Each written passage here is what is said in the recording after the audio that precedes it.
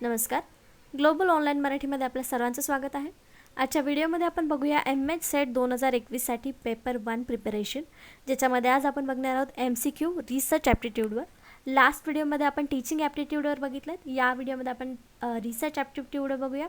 असे आपण 10 question practice करत प्रिपरेशनसाठी प्रत्येक युनिट वाईज क्वेश्चन प्रॅक्टिस म्हणून घेऊया या प्रिपरेशनमध्ये, या व्हिडिओ सिरीज थ्रू. आज आपण रिसर्च ॲप्टिट्यूडवर बघूया. त्याआधी जे स्टुडंट एम.एच सेट 2021साठी प्रिपरेशन करत आहेत त्यांच्यासाठी एक गुड न्यूज आहे असं म्हटलं तर चालेल. आम्ही त्यांच्यासाठी पेपर 1साठी खास मॉक टेस्ट चालू करत आहोत, ज्याचे फीचर्स असे असणार आहेत. 40 फुल सिलेबस टेस्ट असणार आहेत या मॉक टेस्टमध्ये.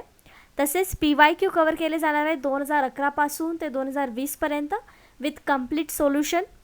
तसेच PDF नोट्स मिळणार आहेत तुम्हाला, मराठी आणि इंग्लिश दोन्हीही लँग्वेजमध्ये याच्या नोट्स तुम्हाला मिळणार आहेत. फुल सिलेबस व्हिडिओ लेक्चर्स मिळणार आहेत, जे तुम्हाला येणाऱ्या एक्झामसाठी कन्सेप्ट क्लिअर होण्यासाठी किंवा प्रिपरेशनसाठी उपयोगी होणार आहेत. ही मॉक टेस्ट जॉईन करण्यासाठी फक्त दिलेल्या व्हॉट्सअप नंबरवरती मेसेज करायचा आहे किंवा प्लेस्टोरवरून ग्लोबल ऑनलाईन युनिव्हर्सिटी नावाचं ॲप्लिकेशन डाउनलोड करायचं आहे. 2 प्रकारे तुम्ही याच्यासाठी रजिस्टर होऊ शकता, या मॉक टेस्टला रजिस्टर होऊ शकता. एक म्हणजे व्हॉट्सअप ग्रुप, जो पेड ग्रुप असणार आहे, ज्याची फीस असणार आहे 999 रुपयांमध्ये. यामध्ये तुम्हाला वरीलच्या 3 गोष्टी मिळतील, जसं full syllabus test 40, PYQ complete solution आणि PDF नोट्स मराठी आणि इंग्लिश दोन्ही लँग्वेजमध्ये. शिवाय जर तुम्ही ग्लोबल ऑनलाईन युनिव्हर्सिटी नावाचं ॲप्लिकेशन डाउनलोड केलं आणि त्यातून जर तुम्ही सबस्क्राईब करत असाल ही मॉक टेस्ट, तर ती तुम्हाला मिळणार आहे 1999 रुपयाला, ज्याच्यामध्ये फुल सिलेबस व्हिडिओ लेक्चर्स हे एक्स्ट्रा फीचर्स तुम्हाला मिळणार आहे, जे स्टडीसाठी तुम्हाला खूप उपयोगी पडणार आहे. ही मॉक टेस्ट तुमच्या प्रिपरेशनला असिस्ट करणार आहे, तुम्हाला अजून स्ट्रॉंगर बनवणार आहे, येणाऱ्या एक्झामसाठी तयार करणार आहे. म्हणून लवकरात लवकर ही मॉक टेस्ट जॉईन करा. रजिस्ट्रेशन चालू आहेत, फटाफट मॉक टेस्ट जॉईन करा. बघूया याचा पहिला प्रश्न. Research aptitude. Research refers to, संशोधन म्हणजे. आपले ऑप्शन्स आहेत रुटीन ॲक्टिव्हिटी म्हणजे नेहमीची क्रिया आहे, ॲन्युअल ॲक्टिव्हिटी म्हणजे वार्षिक क्रिया आहे, की ऑकेजनल ॲक्टिव्हिटी आहे म्हणजे क्वचित क्रिया आहे, की फॅक्ट फाइंडिंग ॲक्टिव्हिटी आहे, सत्यशोधन क्रिया आहे. तर संशोधन म्हणजे यापैकी काय असणार आहे? ही रुटीन क्रिया किंवा ॲन्युअल किंवा ऑकेजनल नाही आहे, तर ही फॅक्ट म्हणजे सत्य शोधण्याची क्रिया आहे. एखाद्या गोष्टीबद्दल आपण सत्य शोधतो तेव्हा तो रिसर्च होतो. म्हणून याचं करेक्ट ऑप्शन आहे ते आहे डी, फॅक्ट फाइंडिंग ॲक्टिव्हिटी, सत्यशोधन क्रिया. जसं एक्सप्लेनेशन दिलेलं आहे, research refers to the research for knowledge. Research means a scientific and systematic research for pertinent information on a specific topic in fact.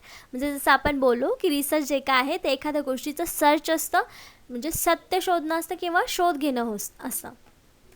Next question. A research problem is one which clearly six a relation between. संशोधनात्मक प्रश्न कशामधील संबंध स्पष्टपणे शोधण्याचा प्रयत्न करतो. आपले options आहेत लॉजिस्टिक्स म्हणजे सेवा पुरवठा, रिसर्चर्स संशोधक, हायपोथेसिस म्हणजे परिकल्पना किंवा गृहीतकं, व्हेरिएबल्स म्हणजे परिवर्त्य.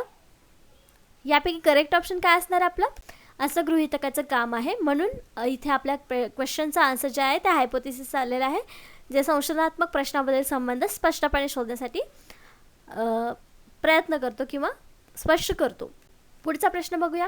The research process of इस्टॅब्लिशिंग a relationship of mutual trust between the researchers and the participants is known as. म्हणजे संशोधक आणि संशोधनात सहभागी होणारे यामधील परस्पर संबंध निर्माण करण्याची प्रक्रिया याला काय म्हणतात? तर ऑप्शन्स आहेत इंटिमसी जवळीक, इन्फॉर्मॅलिटी म्हणजे अनौपचारिकता, रॅपोर्ट म्हणजे एकतांता, नेक्सस म्हणजे संबंध. त्याचे ऑप्शन आहे सी, रॅपोर्ट, एकतांता.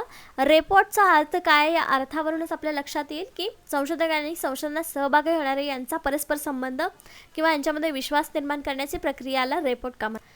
एक्सप्लेनेशन असं आहे, rapport meaning a friendly relationship in which people understand each other very well. म्हणजे एकमेकांना समजून घेणारे मित्रत्वाचे नाते, जवळीक, सुसंवाद किंवा भावबंध असा या रॅपोर्टचा शब्दाचा अर्थ आहे. म्हणून याचं करेक्ट ऑप्शन आपलं रॅपोर्ट आहे.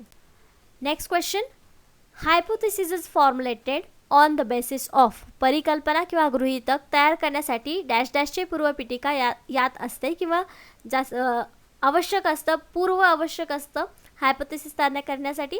आपले ऑप्शन्स आहेत एक्झिस्टिंग थेअरी अँड लिटरेचर, उपलब्ध साहित्य आणि सिद्धांत, इंटरव्ह्यूज म्हणजे मुलाखती, क्वेश्चनायर म्हणजे प्रश्नावल्या आणि ऑब्झर्वेशन म्हणजे निरीक्षण आहे.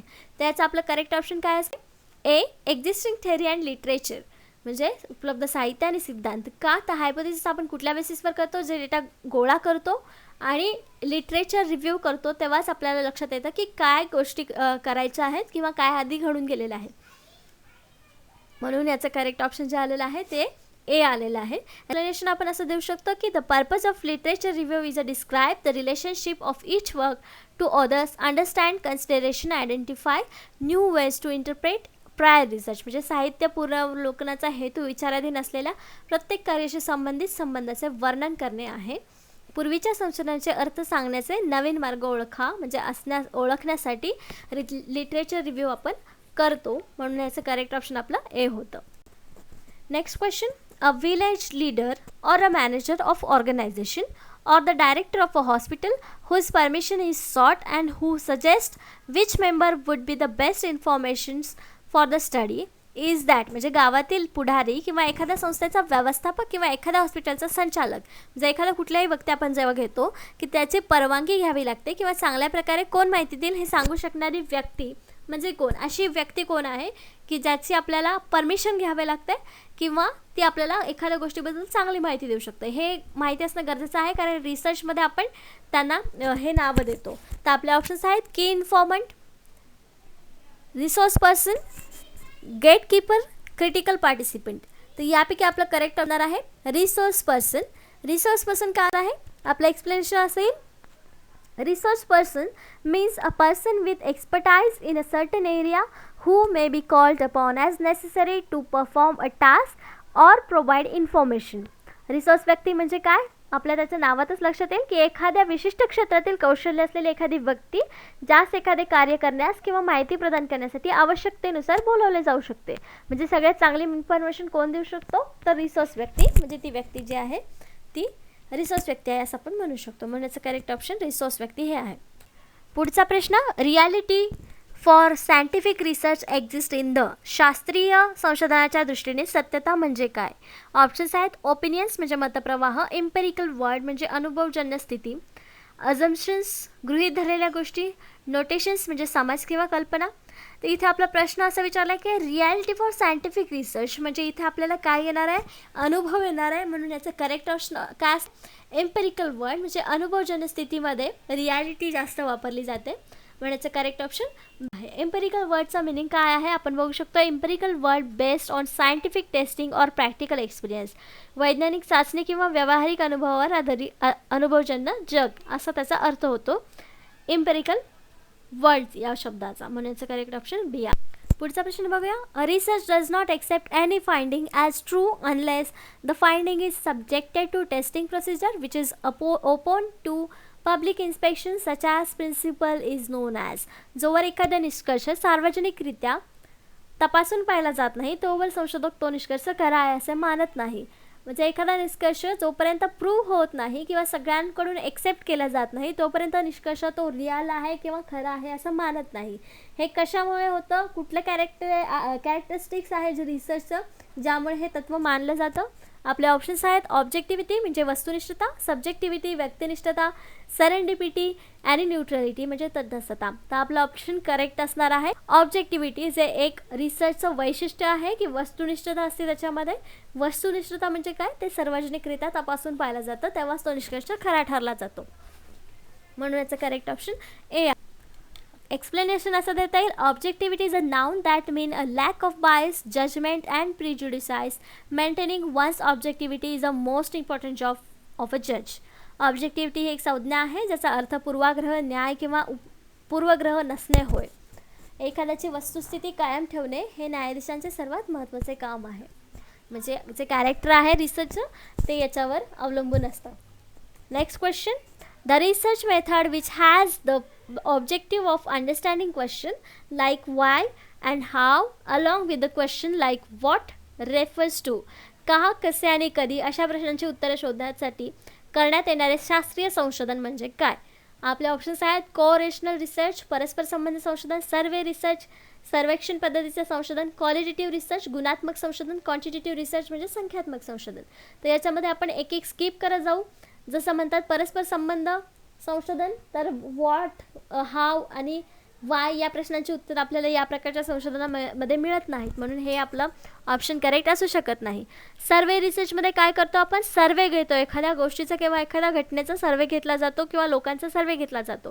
तर वाय आणि व्हॉट, हाऊ या प्रश्नांची उत्तरं यामध्ये देखील मिळत नाहीत.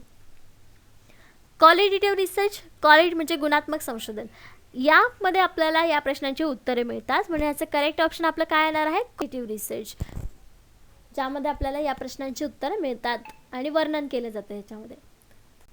एक्सप्लेनेशन असं देता येईल, qualitative research is involve collecting and analysing non numerical data to understand concept, opinion and experiences. It can be used gather in get depth insight into a problem or generate new ideas for research. म्हणजे इथे सांगितलं की problem generate किंवा नवीन idea create करण्यासाठी किंवा दिलेल्या प्रॉब्लेमवर solution शोधण्यासाठी आपण क्वालिटेटिव्ह रिसर्च करतो. म्हणजेच त्याच्यामध्ये आपल्याला व्हॉट, वाय आणि हाऊ या प्रश्नांची उत्तरं या प्रकारच्या संशोधनामधून आपल्याला प्राप्त होतात किंवा मिळतात.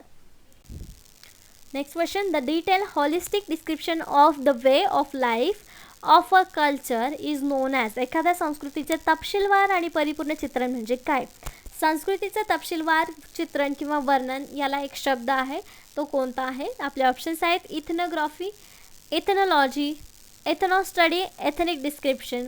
यापैकी करेक्ट ऑप्शन, हे सगळे जे ऑप्शन्स आहेत ते रिलेटेड संस्कृतीशीच आहेत, पण यातला करेक्ट वर्ड आपल्याला चॉईस करायचा आहे आणि तो आहे इथनोग्राफी. इथनोग्राफी म्हणजे संस्कृतीचा तपशीलवार किंवा चित्रण, तपशीलवार चित्रण जे आहे याला आपण इथनोग्राफी म्हणतो.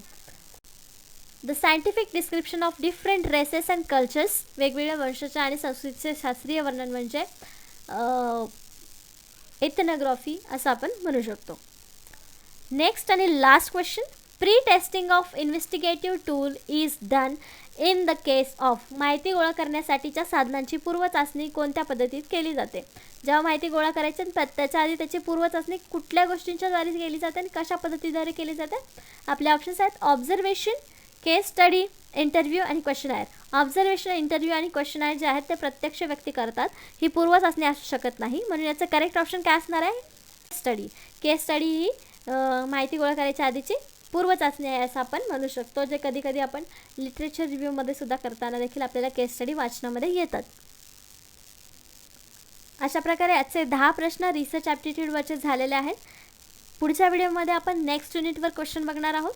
असंच आपण प्रत्येक व्हिडिओ सिरीजमध्ये प्रत्येक युनिटवर 10 क्वेश्चन प्रॅक्टिसचे घेऊयात, जेणेकरून एक्झामपर्यंत भरपूर क्वेश्चनचा सराव तुमचा होईल आणि कन्सेप्ट देखील क्लिअर होण्यास मदत होईल. धन्यवाद.